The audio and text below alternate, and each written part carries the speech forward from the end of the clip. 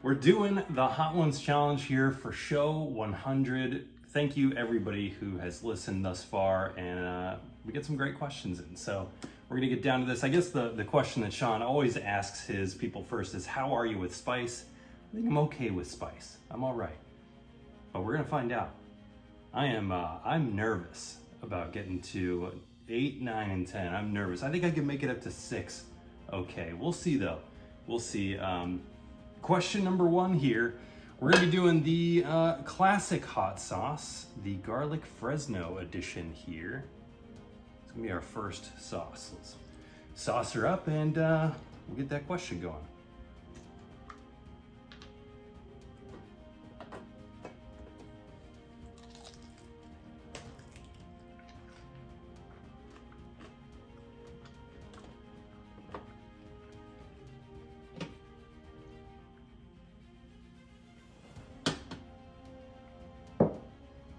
This one I really like.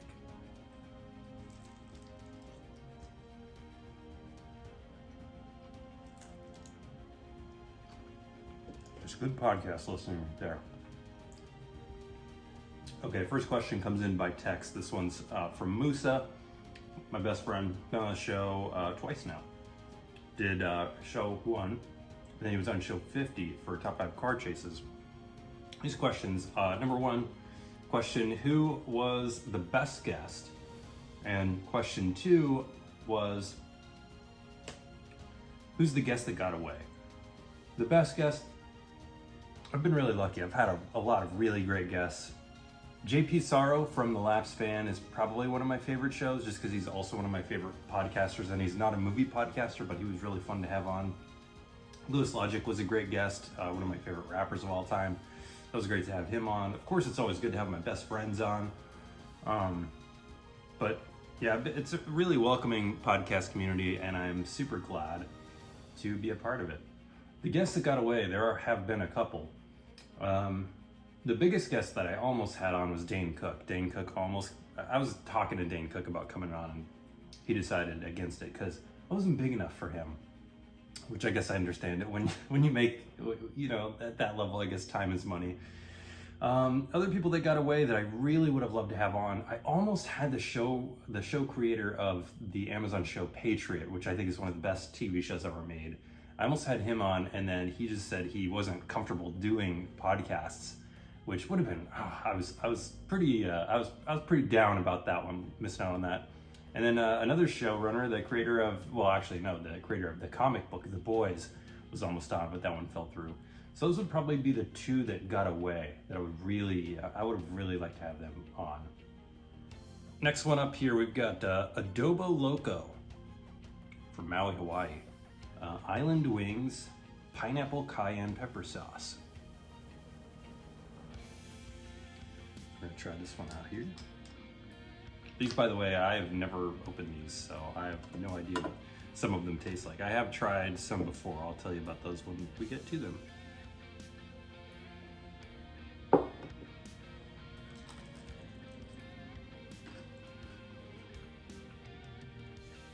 Ooh, this one's good. That pineapple really comes through.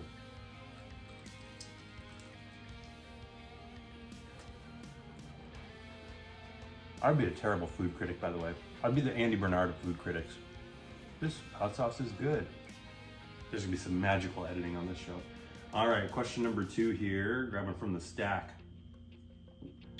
This one's from Pete Beta. Spelled his last name wrong on this card. Don't be mad, Pete. You don't shy away from your fondness of weed. What are your thoughts of watching/rewatching movies while stoned? And what is your go-to Taco Bell order? Thoughts on watching movies while stoned. I don't think I've ever watched first watch stoned. And very rarely do I watch anything for the first time while I'm impaired. I think it takes away a little bit. I did, the last time I think I was really impaired watching a movie was the 4th Die Hard movie, which probably made the experience a little bit better. I really disliked that movie. But yeah, I almost never watch a movie stoned the first time. Rewatching a movie, if it's a comedy, I will sometimes watch it stoned, but it's always like a go-to comedy, like Old School or Hot Rod. I'll watch those stoned. Most of the time, if I'm gonna watch something while stoned, it's gonna be like Workaholics or Always Sunny or Arrested Development or The Office, something that's familiar to me, so I can just like chill out and relax. I don't smoke all the time. I basically smoke it like late at night if I'm trying to go to sleep or really just had a rough day trying to relax or like back problems flaring up. That's when I'm gonna go to the weed. What's my go-to Taco Bell order? That's a good one because I don't really have like it's always, I'm making up my mind at the drive-thru. But we're gonna say, for the sake of this question, Nachos Bel Grande, no onions. Let's get those green onions don't belong on nachos, let's be honest. That's probably my go-to there. But I do love the chalupa. And the like grilled cheese on the outside of the chalupa one, pretty good. All right, sauce number 3 here. This one is called Mezcal Burns and McCoy Oaxacan hot sauce. That's what we're looking at there. Oaxacan hot sauce from Fort Collins, Colorado. Nothing says Hispanic like Fort Collins, Colorado. This one's thick. I've not had this one before.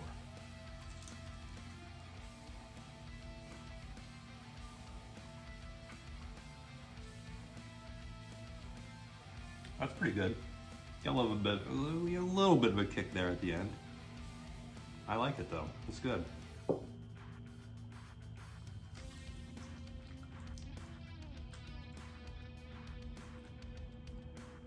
Hot wings, a great first date. You want to see somebody who's sure of themselves. Take them out for hot wings on the first date.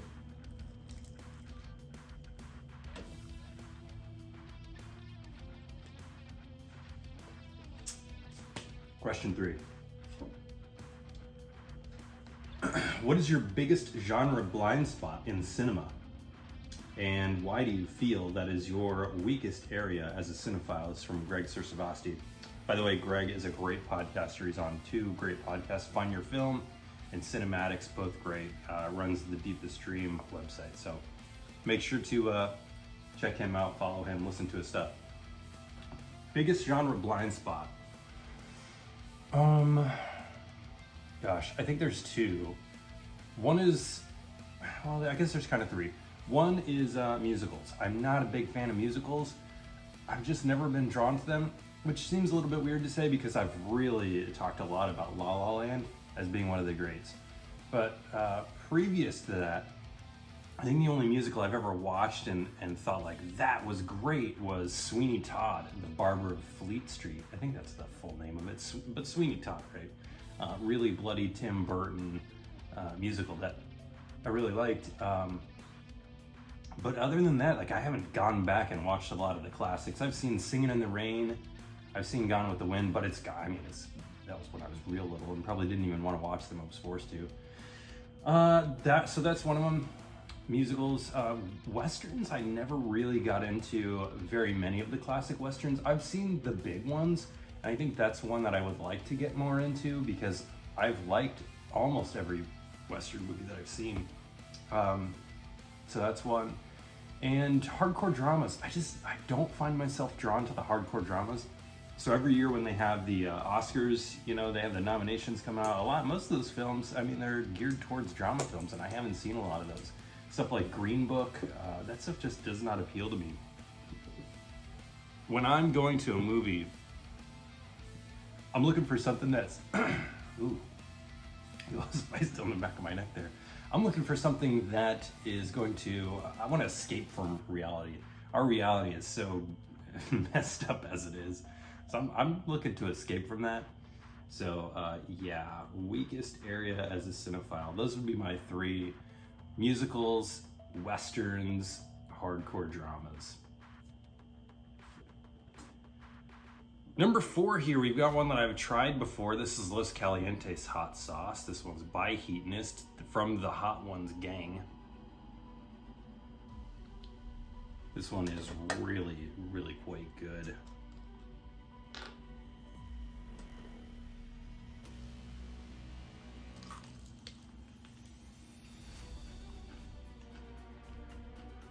This one's got some zing to it too.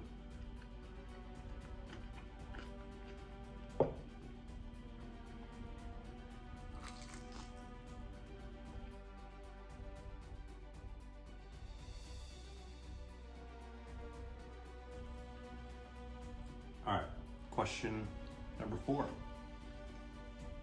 This is a long one. You often describe yourself as a wannabe screenwriter. What have you written that you're proud of? Are you writing anything currently that you're excited about? If given the chance, what book would you like to adapt? And lastly, how would you write Venom and Morpheus into the MCU? This is from Eric Holmes.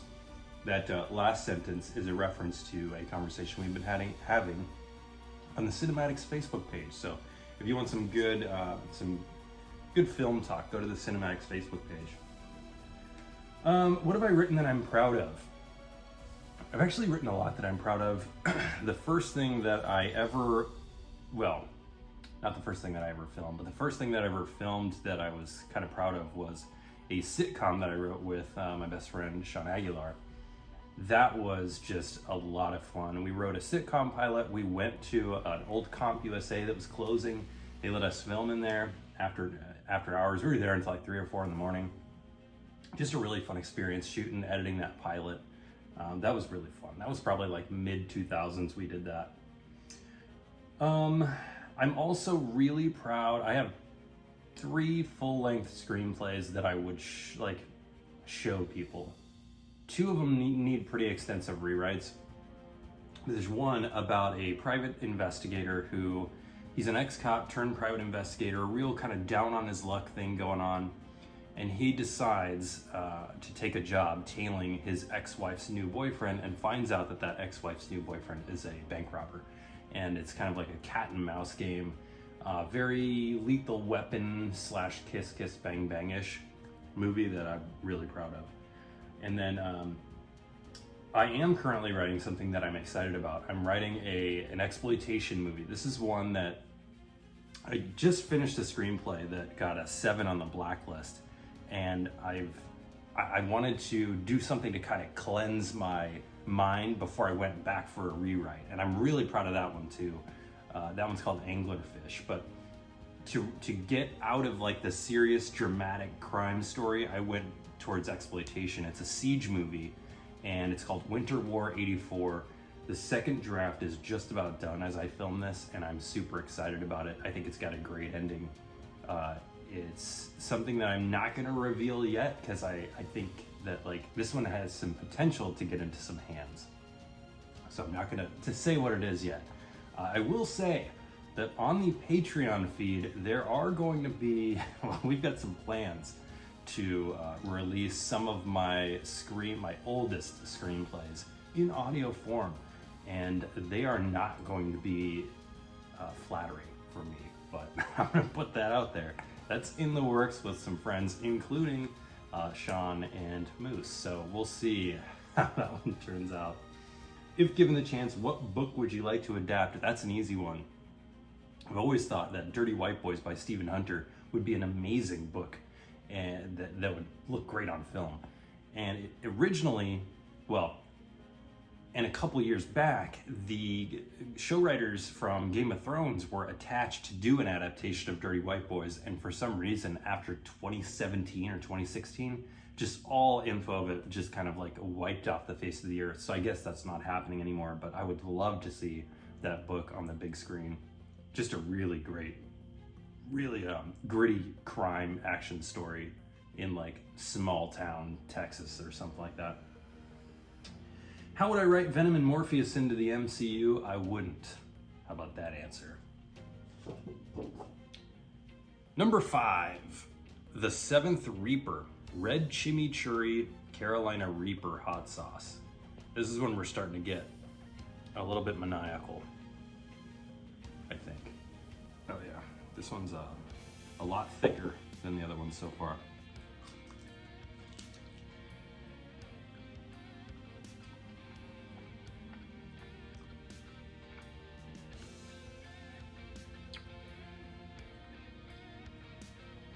So it tastes like spicy tomato sauce.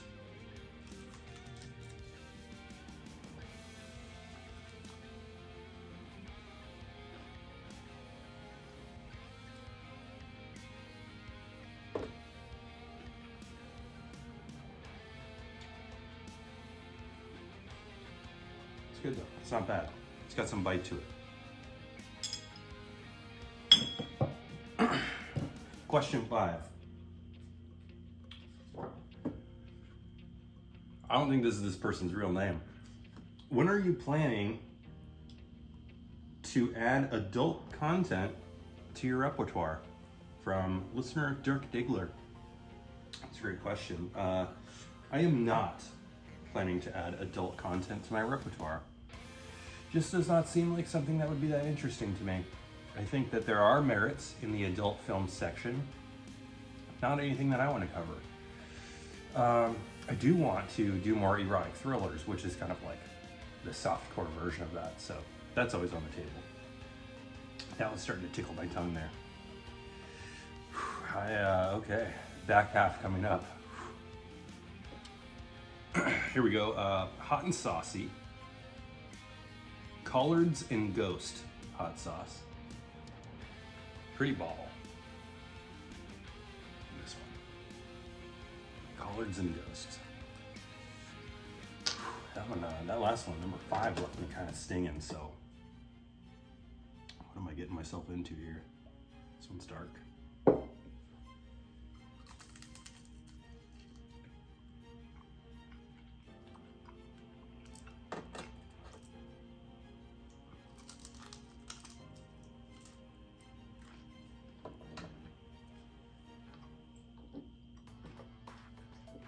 Got a nice little, like a barbecue kick to it. From Powder Springs, Georgia. It's good. I like that one. Next question up here. About how many movies will you watch in researching each show topic? This is ooh. This was from Ryan from the New World Pictures Pod. That really depends. That really depends. Jeez. How am I going to get through these last 4 sauces? I'm finally going to the water here.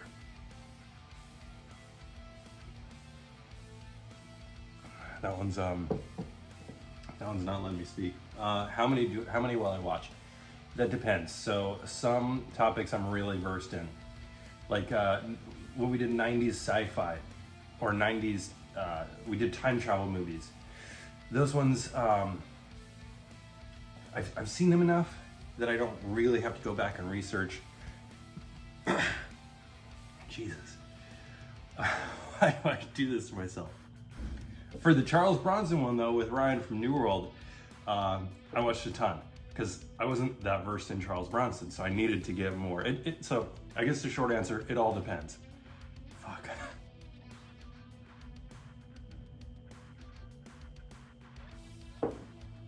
God damn. Okay. I know Sean always says, careful around the eyes.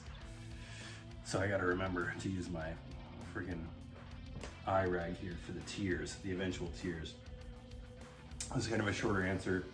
So one more, are there any movies you are scared to watch, disturbing to the point where you think they might damage your brain for life? It's from Bruce Perky, also from Find Your Film.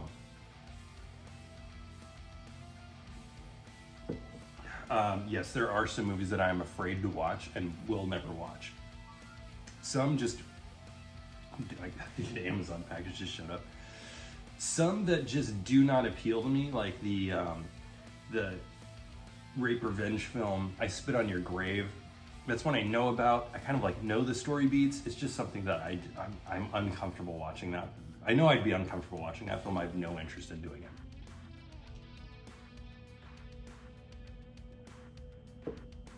Jesus. What else? Stuff like Martyrs, a Serbian film, which is a movie that was like so notoriously it was infamous for being really disturbing. And again, I know some of the beats in that one, I would never want to see that. Solo, 120 Days of Sodom, that was brought up on top 5 war movies. Would never watch that. So there are a few. Just those ones that push the limit where there's really no need for me to watch something like that.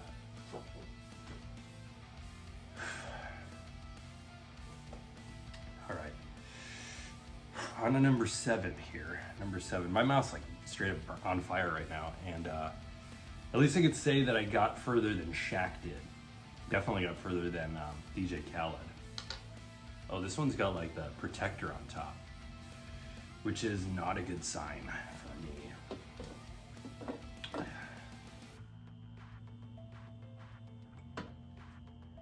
All right, down the hatch.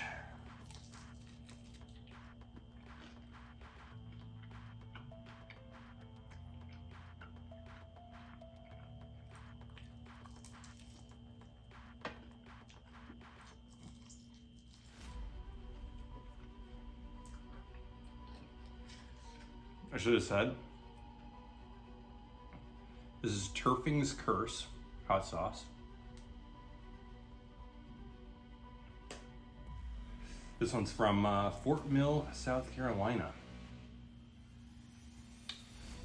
That was actually not bad. I think in terms of spice level, in terms of heat, Collards and Ghost might have been a little bit hotter than that one. Or maybe my taste buds have just been burned off my freaking mouth. Chill Phil asks, if you had to recommend only one streaming service and kill one streaming service, which would they be? I think there's a couple of really great streaming services. I think a lot of these streaming services have their own strengths. If I had to recommend only one, gosh, if you're a horror fan, I think Shudder's got to be the one that I would recommend. If you're not really leaning towards horror movies, HBO Max is probably the one I'd recommend. HBO Max has a good selection of movies, but it also has some goddamn great TV shows. The Wire, one of the best TV shows of all time. The Rehearsal, one of the best current shows right now, and Westworld, which always introduces really great ideas and maybe doesn't stick the landing, but still a really good show. Shudder's got all kinds of great horror movies.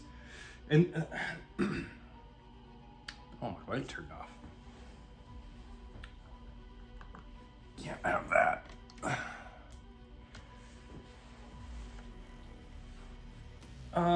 One to kill, streaming service to kill. I think that if given the choice, Netflix probably has the weakest film lineup in my opinion. And it's funny because they kind of started the streaming trend. But aside from like young adult content, I don't think that they've got much that appeals to me. They spend a shitload of money on these movies that are just like soulless. And I gotta tell you, Red Notice was the worst movie I saw last year.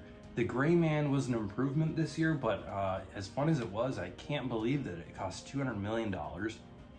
And yeah, just their lack of content has, it's been, I guess, a little disturbing considering how much money they make and how much money they put into production.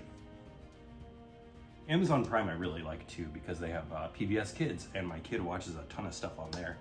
So yeah, that one's good. Disney Plus is great for kids too. So those are the streaming service ones. 3 questions left, 3 wings left. All right. This is the one I was really not looking forward to. Fuck. This one is Da Bomb Evolution hot sauce. This is like the infamous one from Hot Ones. If you've never seen the show, this is the one where everybody's just, I mean, it has a warning on the bottle that says this sauce, it says consume 1 drop at a time with extreme caution. Keep out of reach of children. My kid's not home, so I'm following directions. The bomb. Fucking even it smells terrible.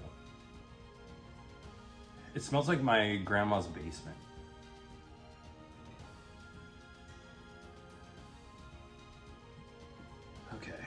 Just one drop at a time. I think I might have sauced a little too much. The bomb.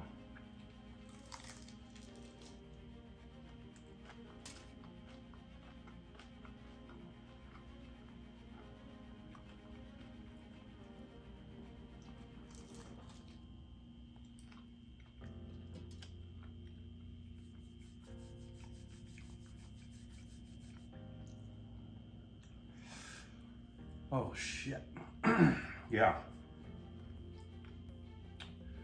I mean, they're right. Doesn't even taste good. And it's just hot as shit. It's just like attacking. It's like it's attacking the back of my throat right now. For those of you listening and not watching, the eyes are watering, the nose is running. We're gonna keep going here. Question number 8. What's the worst movie you've ever seen? Do you have any hobbies outside of watching movies?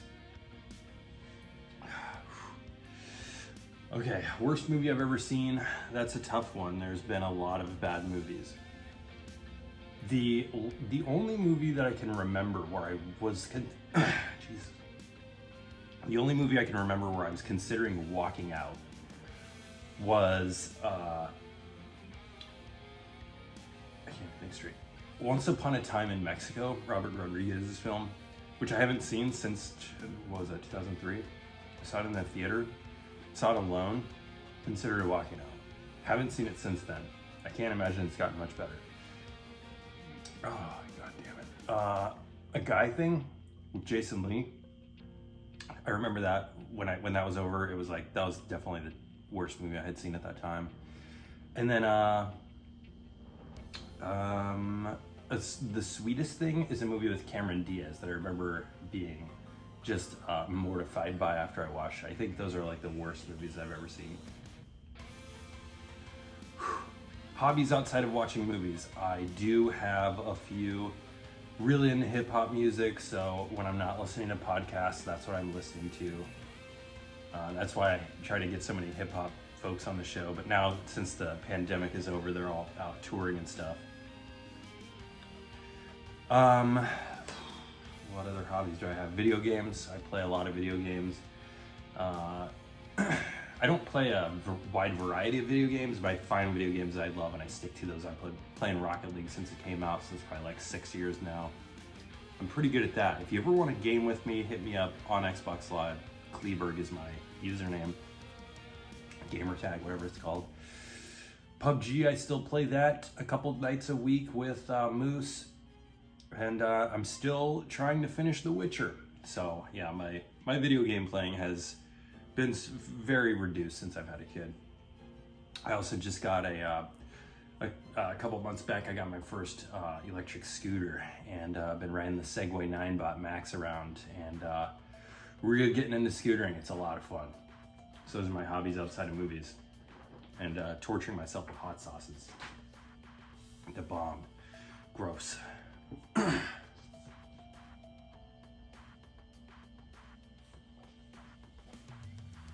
All right. Fucking the bomb. This one's going right. Unless somebody's like, hey, I want the bomb online, I'm just gonna throw this one in the fucking trash. Oops.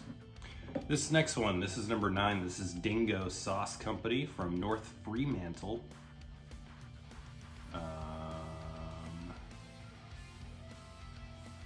Australia. Let's throw another shrimp on the barbie. Psycho hot sauce. Warning extreme. Says 15 out of 10 heat. Yeah, so they know how to make hot sauces. They don't know how to read scales. All right, Psycho hot sauce. Here we go. Oh shit! I think I put too much on there again.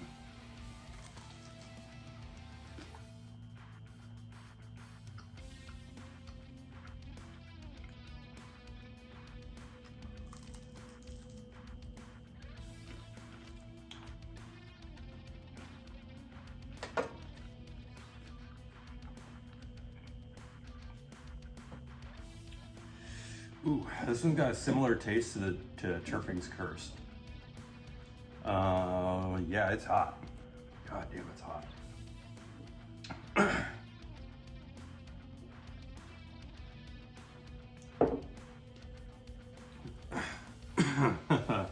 We're not joking. Oh, again, careful around the eyes. Come on. Be a complete rookie here. Whew. What movie have you seen the most times? What movies, if any, did your wife get you into?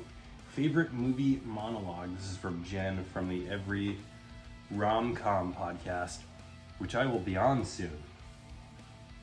Shit, that one's hot. It's just like toast in the back of my throat. Oh man. What movie have I seen the most times? There are a couple movies that I can recite, like beginning to end. American Pie is one of them. I had that on VHS when I was right out of high school. God damn it. I watched that so many times. Oh, back to I got a Coke here and I got a water here. I don't think the Coke is helping. The water is definitely not helping. I declined milk. I don't know why. I think I'm gonna have to eat some yogurt after this or something. Ooh, Fast Times at Ridgemont High is one that I've seen just an enormous amount of times. Again, had that VHS. Let's see. Pulp Fiction. I've seen that a million times.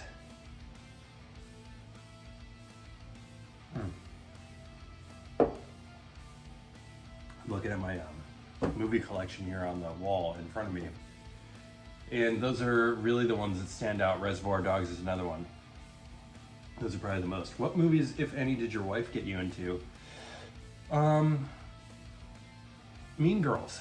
She got me into Mean Girls. We watched Mean Girls together, and goddamn, that movie's fucking fantastic. It's so funny. It's got so many quotable lines. Super amazing movie. Tina Fey helped adapt that from a book, and yeah, so good. And The Notebook, that's a special one for us that she loved and made me watch with her. Favorite movie monologue. Fuck, my tongue is just like straight up on fire right now. That is painful. Favorite movie monologue. This fucking dog barking outside. Perfect. Let's wait for this dog to stop barking, and maybe my tongue will heal itself like Wolverine.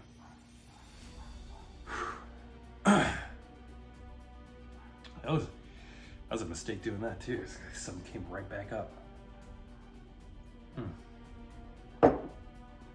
Okay, favorite movie monologue. There's two that come to mind. The first one is an obvious one. That's going to be Samuel L. Jackson's in Pulp Fiction when he, his biblical speech. It's a great one. Oh man. This one right here, man, the Dingo Psycho Hot Sauce, not for the faint of heart. It tastes good too, but it's just like never. It's not stopping. The other movie monologue is from one of the most exciting filmmakers, I think. I can't even think of his fucking name right now. Thunder Road director. On to the grand finale here. This is The Last Dab.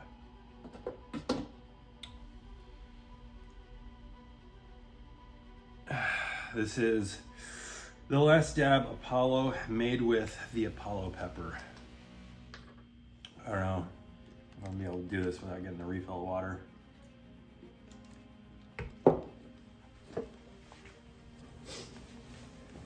Got a refill of water. Because that last one, man. So just, it's going ham on me. The Last Dab, here we go. Oh shit, I put way too much on there. Do they recommend people with heart problems do this? I don't think I had heart problems before I started this, but I think I might have heart problems now.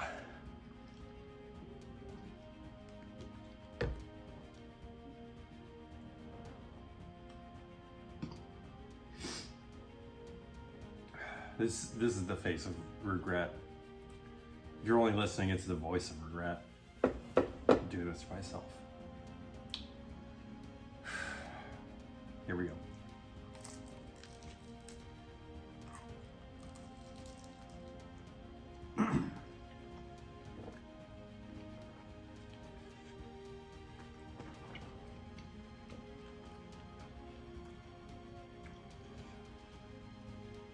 Oh man, that is inhumane. First question, how dare you? Now as I sit here sweating and crying and sniffling, that's a great question. I don't know.